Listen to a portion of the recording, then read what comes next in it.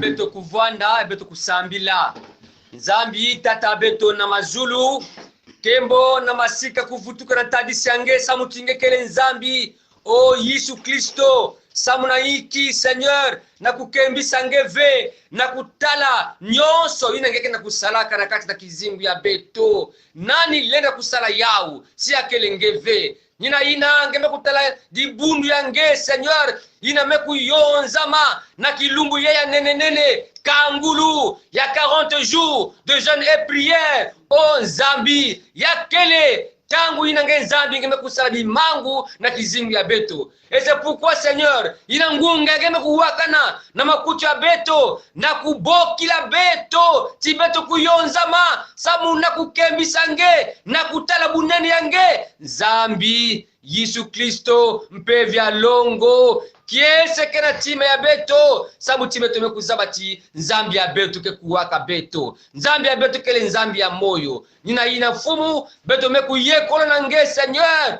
o Yesu Kristo culte yai nge mosi vwanda todusuli ya tete tata matondo samu time tome kuzabati bampeve nyonso inake samu na kumbu ya ngeve Yesu Kristo ngeke basa bawu na kisika yai ya kilongo ya nge samu tia kele kisika ina dibundu meku yonzama samu na kukembisa nge vwana beto na mbatukulu tena sukunu Seigneur e nyonso na kiluta awa ya kembisa kumbu ya nge na kumbu ya tata na ya mwana na ya mpeve ya longo amen Amen.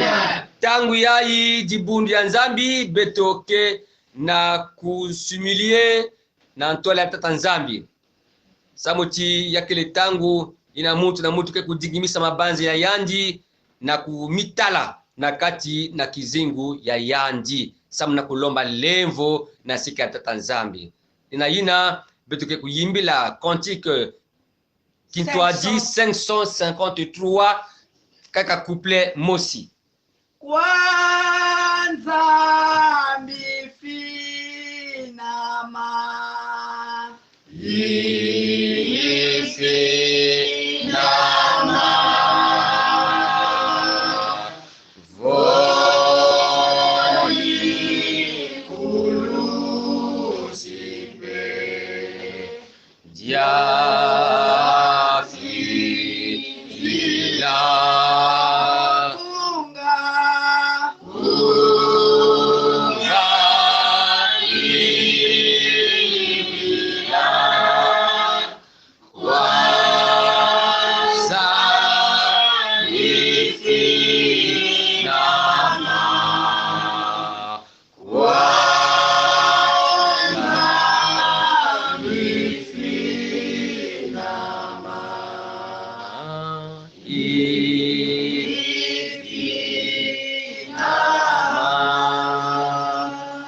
Éternel, qui peut rester dans ton sanctuaire et qui donc peut demeurer sur ta montagne sacrée.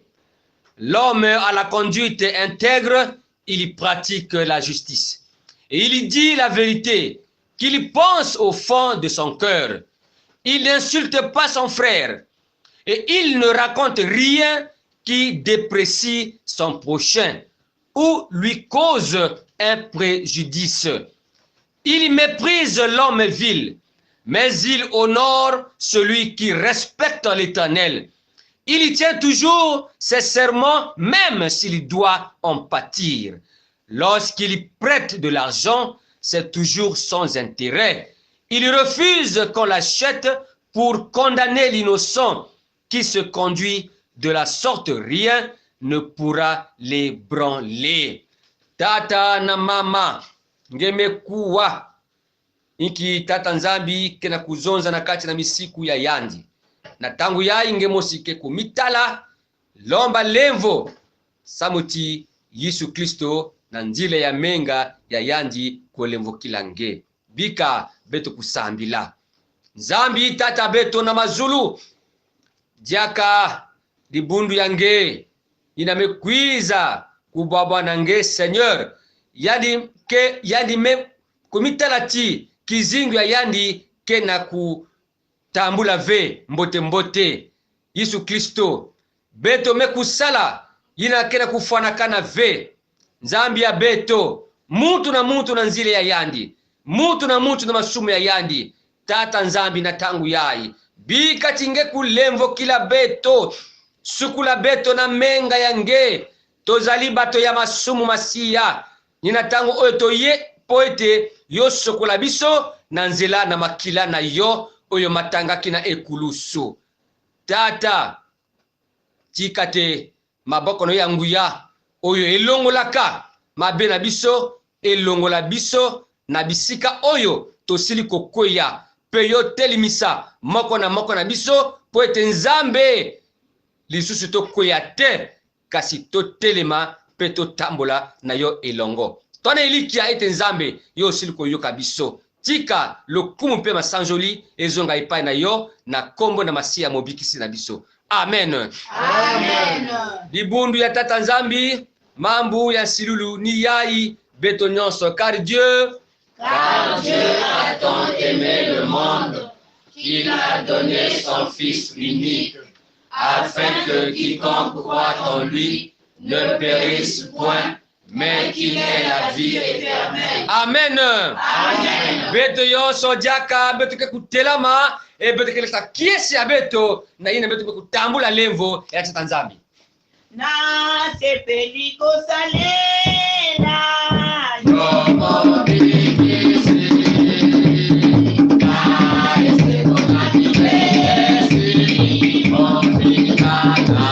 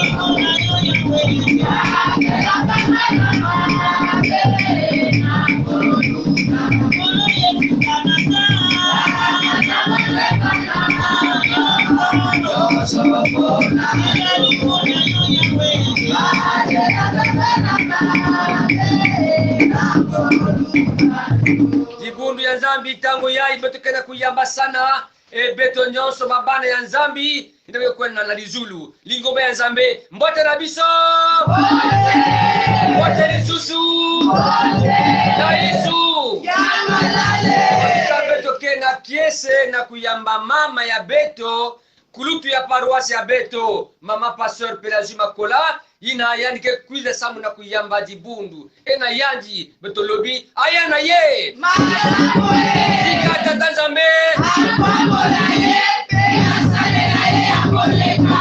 matondo mingi samu na ntambudulu dibundu ya Nzambi mambu ya Nzambe zonda ti beno tala mutindo ekele ya mbote ya kitoko na ntangu ina bani ya nzambi ke vuandaka kisika mosi samu na tini kuna tata nzambi ke kulumunaka lusaku munu na moyo ya bamvula na bamvula beto zula kusotila ngizuli ya mbote na baina nyonso kena la Amerika kena kulanda kulti yai beto zula kusotila ngizuli ya mbote na baina nyonso kena Europe na Asie na Oceanie na l'Afrique nyonso kena kulanda beto tolobina bangoli ngoma na nzambe mbote na bino tolobina bango baka na bango tata jambe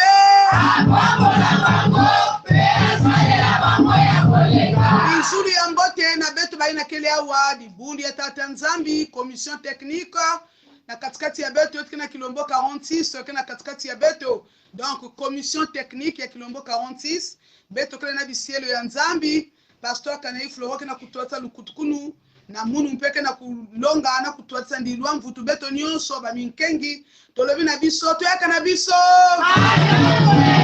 tata nzambe na biso asaya biso ya koleka beto mezimba na veba mpangi beto kena kulanda lukutukunu yai na Congo bake na Pointe Noire na Dolizi na Nkai na Muyonzi na Infondo na Weso na ba 4 coins ya Congo nyonso kena kulanda lukutukuni yai bino banso bozali kolanda lianga ni oyo bisika nyonso bozwami na Congo mobimba topesi bino mbote na bino mbote na bitwa da beto nyonso tuiza kweto mu bika tata nzambi katu sakumanga na kusajilanga kuna beto zula kota na kukemisa tata nzambi kintuadi muna zila yani tutu na kisere kokolo wena kota ele baki haleluya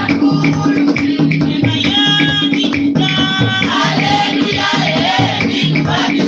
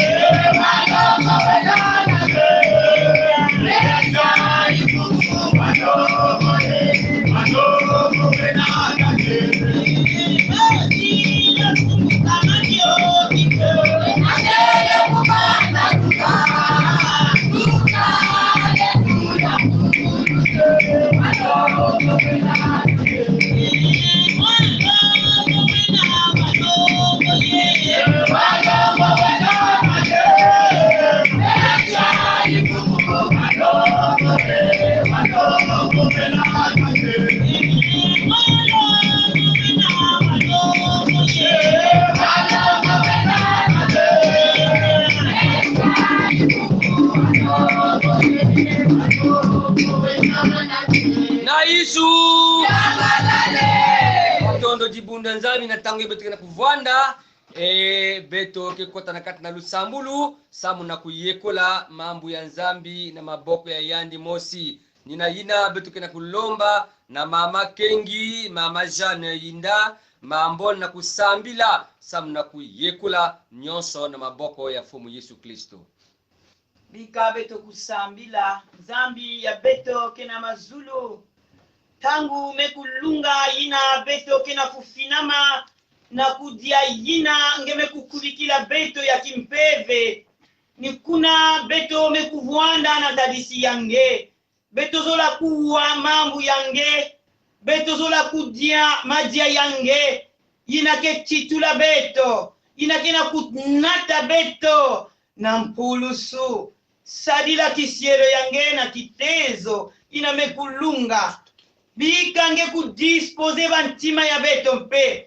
tangu ya ini nkubumunu na tadisi yange kubika beto kuwa beto kudimba na beto kusadila yange ya kimpeve samu ntomoso kumonika na banzutu ya beto ya suni na te ya mwela na nkumbu yange Yesu Kristo beto mekulomba amen amen jaka beto ke kutilama na kuyimbila cantique 123 yimbila mukembisa nzambi dimbanga ndinga Yesu mwana nzambi dimbanga ndinga Yesu mwana nzambi dimbanga ndinga Yesu mwana nzambi dimbanga ndinga Yesu mwana nzambi nembo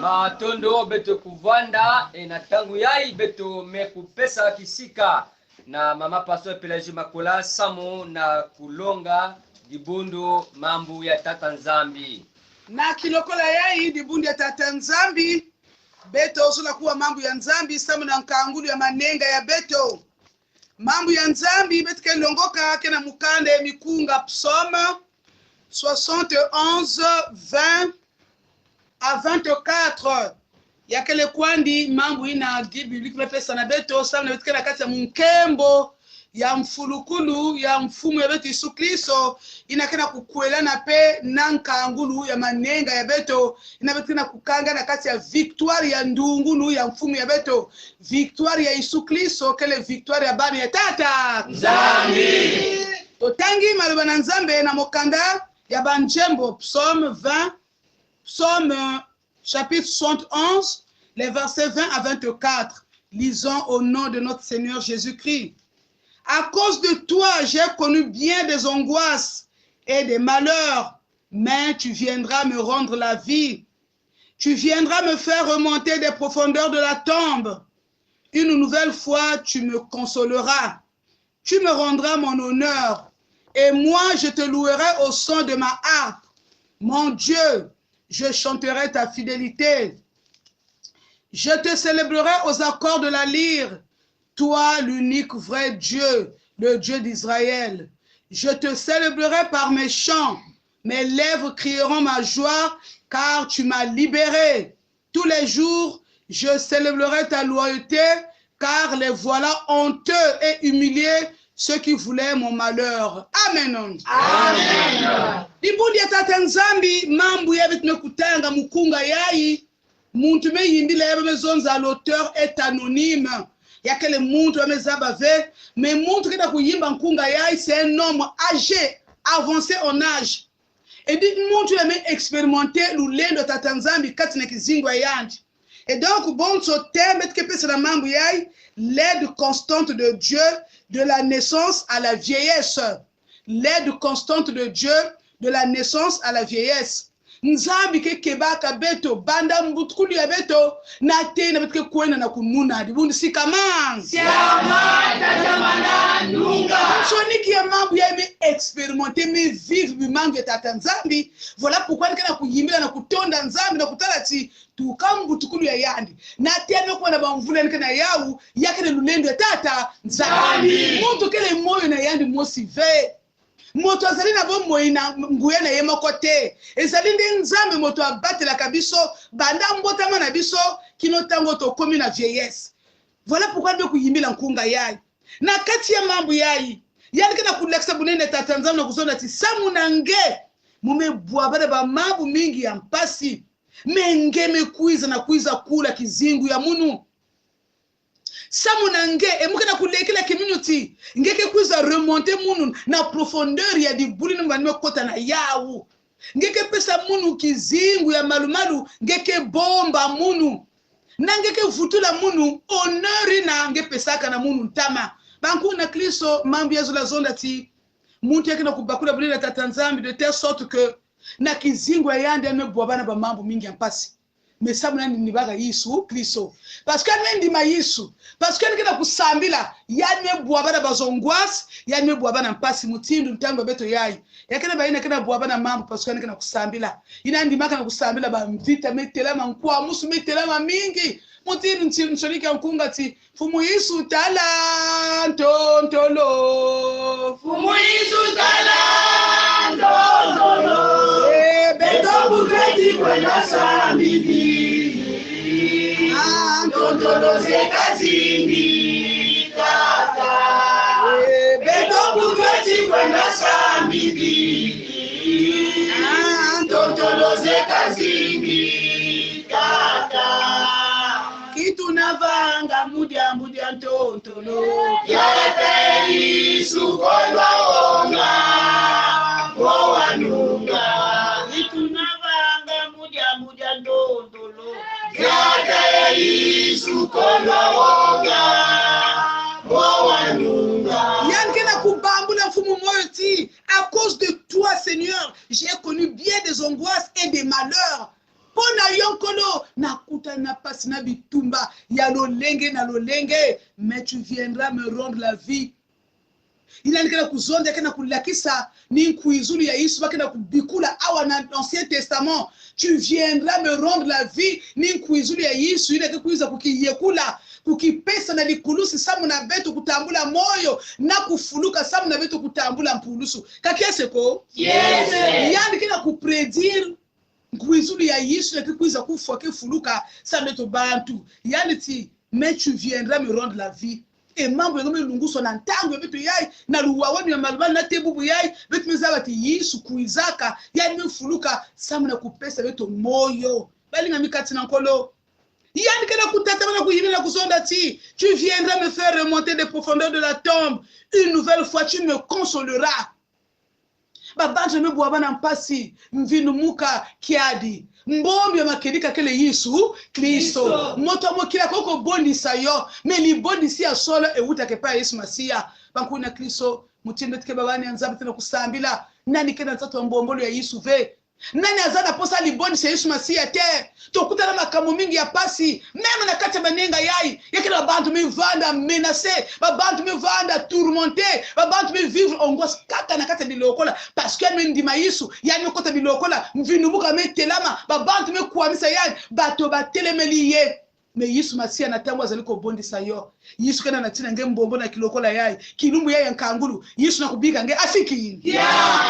Sois consolé mon frère ma soeur na kilokola yai. Yesu na kena consolateur ya beto, kena ku consoler beto. Yaditi, tu me rendras mon honneur même si babant me safula moun, même si babant me manquer mon respect, même si babant me tiaka moun, mais toi Seigneur, tu me rendras mon honneur. Ngeke vutula dia ka moun lu lendu ya moun, même si babant me zoma moun, nge Yesu, ngeke vutula moun honneur ya moun. Zaba ya tu mwana nzambi, atako batu ba seki yo ba choli yo, atako batu ba fingi yo ba manque respect, mais na kilokola yai, nzambi kena kuvutula honneur yange, inani pesaka nange, personne ne peut te l'arracher. Muntu lenda kuarracher bena nzambi tulaka nange, muntu même si ali français nge, mais yana kukatula kidimbu, tolu lenda nzambi tulaka nakati nange, asiki. Moto koko tungisa yo koko bundisa yo, moto koko froisser yo koko lobelo mabe, mais yepola alongola eloko motuya, o nzamba tiaki katikati na yo asiki. O ekomama, ce qui est écrit est écrit. Muntu lenda ko effacer ya ve. Kanyake le gome yani mustata nzambi ve. O di bunde Yesu Kristo. Yani kena kutata mana. Et moi, je te louerai au son de ma harpe. Mon Dieu, je chanterai ta fidélité. Je te célébrerai aux accords de la lyre. Toi, l'unique vrai Dieu, le Dieu d'Israël. Yani kena ku reconnaître si nzambi kele nzambi kaka mosi ya makedika, l'unique vrai Dieu, mwana nzambi reconnaître que nzambi betiki kaka ni yani ke nzambi makedika. Il n'y a pas d'autre Dieu que lui, bien-aimé. Nzambi makedika ni Yesu Kristo ni mfumu ya beto, il a même formé fuluka. Kule kila kimino banzambi kaka ve. Biloko la beto kukota samu na nkembo ya mfumu. Betiki na kumanisa Yesu ni fuluka, yani fuluka samu na nge, yani fuluka samu na munu. Yani fuluka na bampasi ya beto nyonso, na ba mambu ya beto nyonso, yani katula bampasi, yani nata muntu mfutu, mutinu kele ndombola yani. Kaki eseko? Yes. Nkolo asili ko sekwa na makambo na biso nyonso. Yo na kati ya manenge 40 jours osengi nini? Olelini epai na nkolo. Mais yeba ete nkolo na biso oya asili ko sekwa amemi eyano pona likambo na yo yangwana moyebi na nzembo oya azali ko lobete ona mayinyoso nkolo azali ko sala pona ngai na ko biyembela yo ngai na ko kumisa yo ngai na ko sala motu yo pona yo muke yimbila nge muke sika nge. Je chanterai ta fidélité. Oui, bien-aimé, notre Dieu est fidèle. Il est fidèle à ses promesses. Il n'a même promis de la banne yadi. Yani ke idikaka ya ukaka. Voilà pourquoi tu n'as pu yimbili la kedika kukui kama ya tatanzabi na katikati ya bani ya yadi. Il est fidèle. Il a même promis de la 40 jours ya. Yani ke idika ya au nom de Jésus. Les que la kimili tu me tamboula déjà parce que lui il est fidèle à ses promesses. Yani ke na kuzona ki je te célébrerai aux accords de la lyre. Toi l'unique vrai Dieu, qu'on nous kanzame mususu terre, qu'on ima terre, qu'on kwenda makwenda ve, mais les que la kimili kaka na Yesu Kristo. Kana muntu me vunange soki moto akosi yo komema ko bondela bikeko attention pour la mosi keba bondela bobele Yesu masia mwa likinda na njambe oya kufaki asekwaki pe apesi biso bomo ya seko pe apesi biso biyano na masengi na biso nyonso mwana nzambe beto sika nzambe beto mutini mtsodika nkunga yai kena kuzona timuke yimbila mfumu ya munu muke sika yandi mes lèvres crieront ma joie car tu m'as libéré. Yani metala délivrance ta tanzambi katika file kizingwa yandi kolo na sili ko libéré na tango kolo azali ko libéré yo pe au nom de Jésus kolo ko libéré na maninga oyo lolengo sili ko kota ngo katika ko nzima ozali ko joie délivrance nzambe quelque chose milimo sili ko telema na bomo ina yo ba mpevile betelema kizingwa yange ba mvita betelema kizingwa yange sois libéré maintenant au nom de Jésus. Aucun esprit ne peut résister devant l'esprit de Dieu. Aucun esprit ne peut résister devant Jésus. Maintenant, qu'il le yai, moutinu mouche me prononcer avec foi. Tu m'as libéré, Seigneur. Mouke zanga mana ku yimbelange, mouke zanga na kumbiange, beton paix, beton l'éclat community. Na manusule qu'il le yai, notre Dieu nous a libérés, notre Seigneur nous a libérés. Et bet ke kala bidim na bimangu, katina kizimba musu na beto au nom de Jésus. Obanku na kliso. Il dit tous les jours, je célébrerai ta loyauté, car les voilà honteux et humiliés, ceux qui voulaient mon malheur. Tala. Et que la bande s'en dit sur la malheur, yenge. Et que la bande s'en dit sur la foi. Et que la bande s'en dit sur la tigeta la vie 2022. Et que la bande s'en dit sur la tilebangonde et le kuluta ne kuta na pasi. Mais yandi ti oui, ba bande termina munu. Ba zenemi va dire ça batala muna kati ya kiadi. Mais ba be kuma na nsoni parce que nge me kuiza kula munu. Kakie seko? Yes. Les voilà honteux et humiliés, ceux qui voulaient mon malheur. tata nzambe ke humilier que toujours mitancho beto oya koluka tele na bombo ina yo mwana nzambe oya a souhaiter passe na yo a souhaiter kufa na yo a souhaiter ti malade na kujwa ngenge fois mais que nakutala nsoni il est humilié et confus parce que tata nzambe ni accède au nom de Jésus yanke tamba dikutu na kuwa timekimbevu na foso il sera surpris na kuzaba tu es guéri ibundi ya nzambi nzambi ke bika babani yandi ve tala muke pesa beno kimbangi na ina mekuluta kaka na bilumbu yana kasa manenga ya beto tuwe na mosi ya kento me kubuta mwana ina me buta mwana bébé kaka ya une semaine me banda na kukosola encombré na kosokoso na ba narine na ba poumon ba mesala ba traitement jusque mwana me kuma na 3 mois mwana ke kosola kaka mwana me konda kimponza ikele vena l'hôpital ba médecin ba pédiatre ba pesi ba traitement lo lenga na lo lenga tala carton ba kisi mwana na kubika asiki yeah. Na bande na kuzona ti mwana ngeke vuka ve mwana ngeke fwa ina baketela na mwana bakesonza mwana ngeke vuka ve ambe mwana bakeke kuwa kaka niki dilwe mwana ngeke fwa mi mwana ekento yai beto mesala culte ya samedi ina nzambe pesa to manganga kwa kuna kunwa yani kuiza na mwana ili beto mekabula manganga nozona tata nzambi muzaba bisi manganga bebele ndanwa yao memuke pesa yandi ya si andike fwa matondo si andike vuka matondo me kosokoso yake na kuamisa mwana yae bantangu nyoso fièvre bantangu nyoso kunuka kukosola muke pesa yandi tizania na nkumi yenge yisu yini ga yenge zola yani me pesa mwana tizania comme yake ndudi pefe mwana ya 3 mois me kunwa quelques gouttes banda kilokola yina nate bubu yai mwana na kukosola biaka asiki yeah ba narine me yuma ba poumon nyos kuma bien mwana kena kosola ve ba fièvre me manisa mwana vandi lala va pongi ma c'est lala profonde maka kiese ko kiese basi la fumu kama kiko na te mumana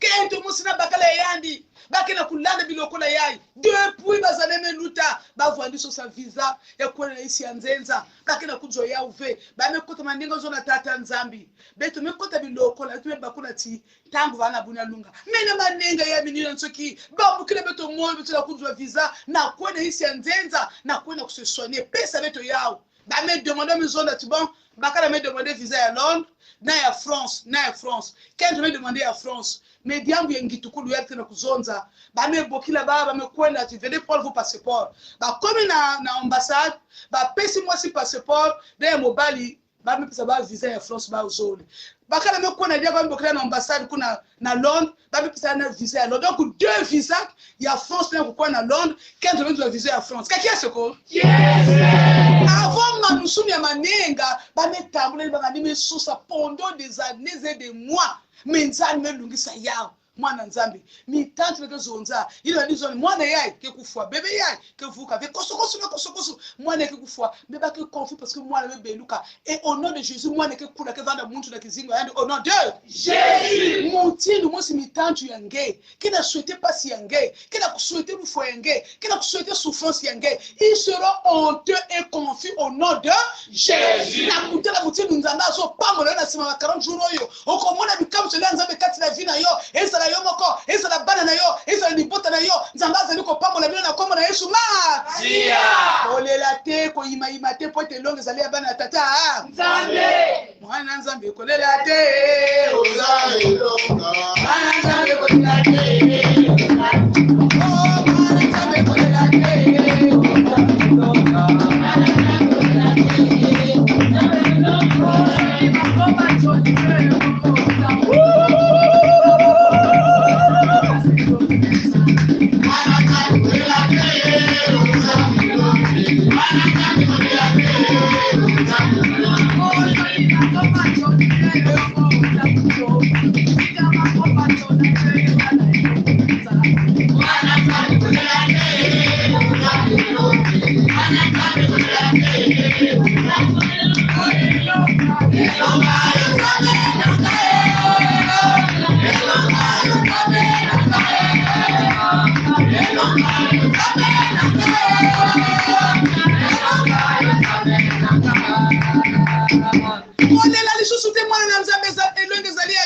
Yesu asekwi na likambo na yo, victoire ezali ya yo na kombo na Yesu mas. Confusion dans le camp adverse, bien-aimé. Confusion na camp adverse. Ba ina teduna kange kwenda kanga kizingu nge, kwenda kanga diambu nge, kwenda kanga babani nge, ba ke vada confusion kutana mutindu na nzambi kena ku deliver kizingu nge, kena deliver babani nge. Na nkumbi Yesu Kristo vada kuyangalala bika nzambi sakuna beto na ni sakuna mambo ya yandi. Amen. Amen. Muzindungu nuzeto utusadisa. Haleluya.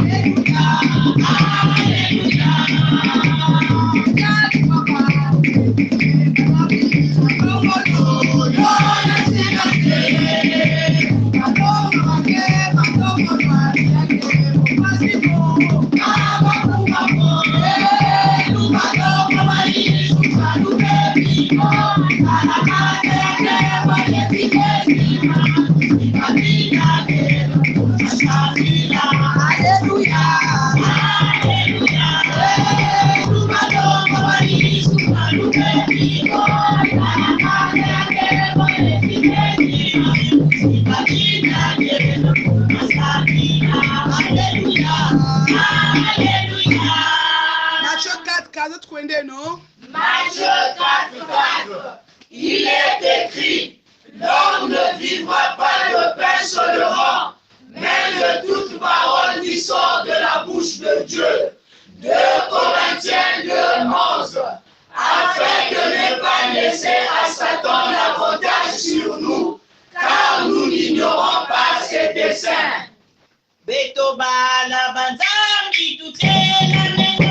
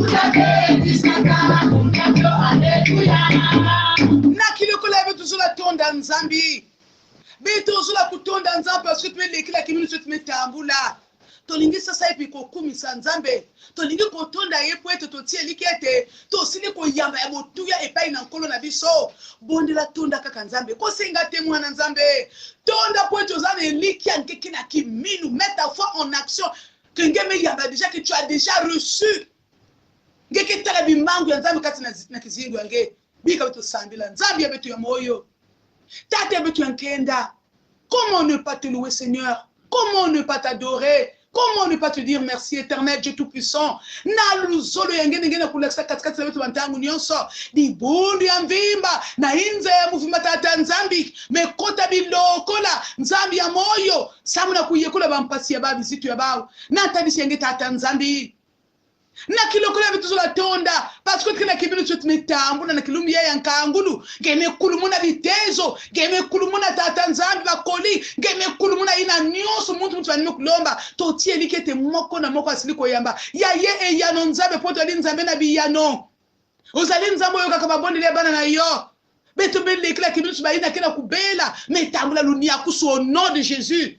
Beto kena kiminu tuwene kena kusabisalu bake tambula yao mimbutu bake tambula yao ba mambo mtina mutilu Yesu osili kopesa biyano nkolo kumisama sanjolama netolama libela na libela likambo kaka moko na moko la lelo nkolo tolingi kosenga na yo kaka moko ya motuya nde sunga bilenge sadisa babane beto tata nzambi sadisa bantweni ya inze ya mufimba babana na inze ya mufimba satana zola televina babana satana zola bunga babana satana zola kuamisa babana kono yo lebini nipona bana yo lebini nipona bilenge dans les coins et les recoins du monde entier kula babana nzambi sadisa babana nzambi sunga bana batela bango na mipepe nyonso makambo nyonso mo inalinga sala kati na bana tala ndenge bana bazali ko beba tala ndenge bisala bana ekomi mingi bakima banda kwa baboti kaka mekuma banzila kaka mekuma bakuluna kaka mekuma tatanzana mavanga kiadi dans les coins et les recoins du monde entier.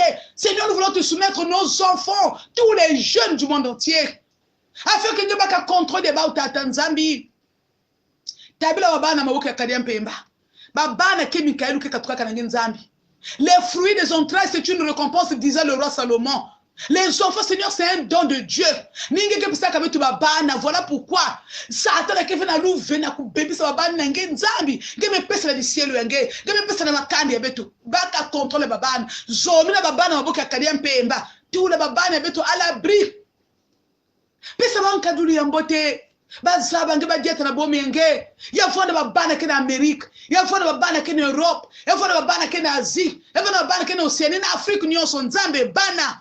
Longola biyuma be, longola makanisa mabe, longola agressivité, longola nervosité, longola nyoso bokese ni tatanzabe katina bana au nom de Jésus. Beto kena kiminu tatanzambi, singeke na kuwila beto, nangeke sala ntano na kati babana beto inza ya muvima, ngeke kula bana mboke mutantu tatanzambi, kilifu babana beto bonga. Bambuka moyo na Congo. Bambuka moyo na Congo. Bambuka moyo na le monde entier na guerre Ukraine na Russie. Beto zula tikedi kange monikisa lemvo wako tibitike kuenda beto manga 3e guerre mondiale Yesu lemvo sukisa kwa di guerre yai na Russie na Ukraine nzambe na nguya sukisa ngo zanza mboko kina nyoso sunga pe lingomba asengo malamu na Congo conseil synodal ezali ko bana mikolo ezali ko yaka nzambe na biso tikete moko kamba yango eleka na se nguya pe ngolu na yo lolenge yo lingi kasi lolenge bato ba lingi te me molimo na ya konza kati na mitema nyoso kuna na conseil synodal mato do samna ngebe wila beto bien ka beto nyoso la kedika samna tinenge nzambe kedika kaka ni ndungunu na kumi Yesu Kristo fomu ni vuruzi ya beto amen Amen. to komi na sukali yanga na biso nde to zongisi matonze bele na bino banso bosili kolanda 40 jours de jeûne et prière bisika noso bozali nzambi kusisa kumuna beno nyonso nzamba pambola bino to kangi milulu ya 40 jours mais to kangi mabondeli te mabondeli ezali kokoba mwana nzambe koba kozana mabondeli kotika mabondeli te satana azwaka recréation te satana ke baka recréation vengo osina kobaka recréation siki mais to ke sika na kati ya lusambulu ni kuna betike tatamana kufilisa beno bazojo ya chaque suka ya jeudi à l'après-midi enseignement culte de malade ya samedi na dimanche kanga na lusambulu zamisa kuna ngeni kuna bezola kanga manenga ya beto ya 40 jours de jeûne et prière ina beto bandaka ilume luta beto kanga bubi ya to kangi yango na kombo ya tata ya mwana pia mulimu musantu Amen muzulu. Amen waziri. Amen muisuri munusi. Amen mutima. Yego nando. Amen kwaku. Usadisi. Atani Yehova. Yadi wezi kutusolanga. Yadi muniso. Watulalia.